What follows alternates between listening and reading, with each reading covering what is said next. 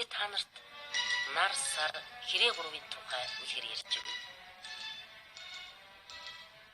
Эртээ урд цагт энэ дэлхийн нэг газар л юм гиндээ. 3 ахинтай нэг өвгөн аж төрөн амьдарч алга үрсийн тижээдэг байжээ. Өвгөн нэг өдөр амбаараас нэг шуудай будаа аваад гэртээ орж ирсэн чинь шуудай нь хоосон байж гин. Өвгөн гайхаж "Хэнчдоо юу гэж болж байгаа нэ гэж бодоод гарч харсан чинь будаа нь амбаараас гэр хүртэл асгарчихсан байжээ.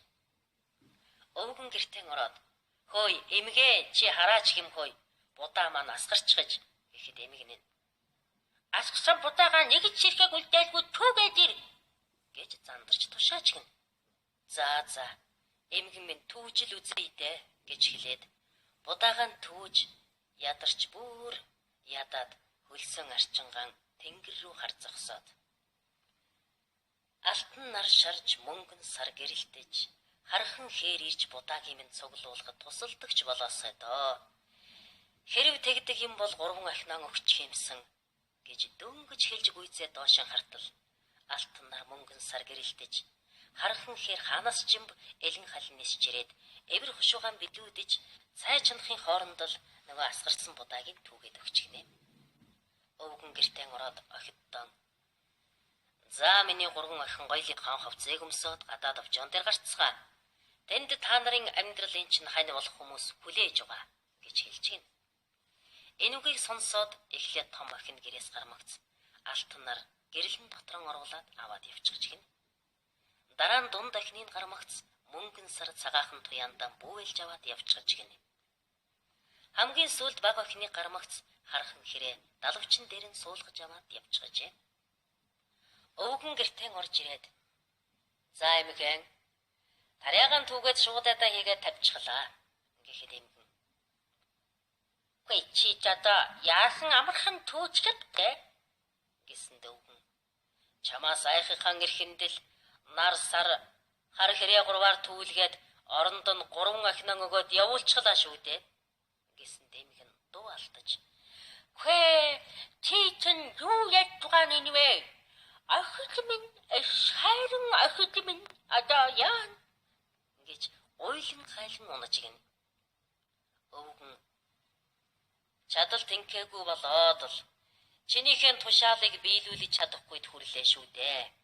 Тэгээд хэрв асгсан будаагийн минь түүгээд надад туслаад өгдөгсөн бол 3 ахнаа өгчих юмсан гэж ам гарсан чинь тэр дорон ирээл будаагийн минь түүгээд өглөө шүү дээ" гэсэн дэмхэн уурлаж "Хөөе чи одоо яв ахидын минь олж ирхөө" гэж тушаач гин. Өвгөн олон хоног явж арай ядан алтан наранд очисон чинь алтан нар "Аваа танд ямар хоол юугаар хийж өгөх гэж асууж гин. Өвгөн "За одоо яах вэ? Нэг сайхан амттай би энэ л идмээр байна да" гэж гин. Тэгээд том охин нь гурил зуурчээ. Гурилаа хавтгалаад дуусмагцнаар "За миний толгой дээр наад гурилаан байр" гэж гин. Охин нь гурилаа нарны толгой дээр барьсанд тэр дарыдан шаргал сайхан бим болж гинэ. Охин нь тавгаан тавиж бингийн хийж аавынхаа өмнө тавиж гин. Өвгөн сайхан цай ууж амттай бин идээд явхтан "За охин минь сайн сууж байгаа юм байна. Улам сайхан жаргалтай сууж амьдрагдаа" гэж хэлээд яваад өгч гинэ. Өвгөн цаашаа олон хоног явсаар мөнгөн саранд хүрээд очисон чинь мөнгөн сар "Аава та ямар хоол юугаар хийлгэж идэх вэ?" гэж асуужээ. Өвгөн "За даанч харанхуй юм та түүнээс биш усанд орж бие нэг сайхан угааж сэрүүлцмээр байх юм" гэхэд сар "Одоохон гэгээ гэрэлтэй болгоод өгөө. Та жаахан хүлээн үү?" гэж хэлээд гадаг шангарснаа эргэж орж ирээд хаалгаа нээж "За одоо та усанд ордоо" гэсэнд өвгөн саруулхан сайхан байшинд халуун усанд орж биеэн амрааж тавтай сайхан амраад отхон охины дан очихоор явжээ. Өвгөн олон хоног явж очисон чинь отхон охин нь угтаж ирээд "Аав минь та ядраа юу дээ? Унтаж амрах уу? Та миний орон дээр унтал да" гэж хэлээд нэг өндөр модны мөчрөөд авирч гараад "Бид цөмөөрөн энтэн унтана" гэжээ. Өвөг нь дулаан сайхан унтаж амраад өгдлөө эртлэн босч гэрэл үгээ яран очсонд эмэгнэн тосч ирээд. За чи минь тэгээд цаа явж ирвүү дээ. Ахид минь тэгээд хэр зэрэг амьдарч байцгаан да. Гэхэд өвгөн хариу хэлсэнгүй шуудхан лавдар саван уудалж би бин идмээр байна. Гурилаан түргэн шиг зуур атах гэжээ. Эмэгэн өвгөө чи ч надад тэгээд үлэс дээрээ юу дээ гэж хэлээд гурилаан зуурч эхэлж гин. Гурилаан зуураа дуусахад өвгөн за автгайлч гал төлөөд хэрэггүй шүү. Алт нар манд байж байхад гэж хэлээд гертэн сөхөрч суугаад хайруулахын тавгт гурилаан хийгээд толгой дээр нь тавиад нэлээд удаан суусан боловч нар халаагаагүй учраас би минь болж өгсөнгүй гинэ.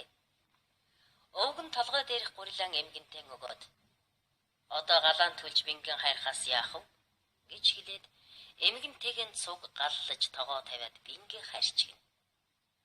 Үнэхээр сайхан шаргалтсан бим болсныг өвгөн идэж цадаад эмгэн чихөө угаалгынхаа өрөө галлаач би усанд орох минь гэжээ. Эмгэнэн хөөе өвгөө угаалгын чинь өрөө таг харанхуй л байгаа шүү дээ гэхэд өвгөн гэрэлтэй болгож болно шүү дээ хөө гэж хэлээд мөнгөн сарыг дуурайж гадаа гарч ирээд хаалгын нээсэн чинь байшин нь таг харанхуй хിവэр айл байж гин. Өвгөн эмгэн чи одоо дэнгэн асаахаас та гэхэд эмгэн том зүгцтэй өөхөн дэнг асааж байшин дүүрэн гэрэлтэй болж гин.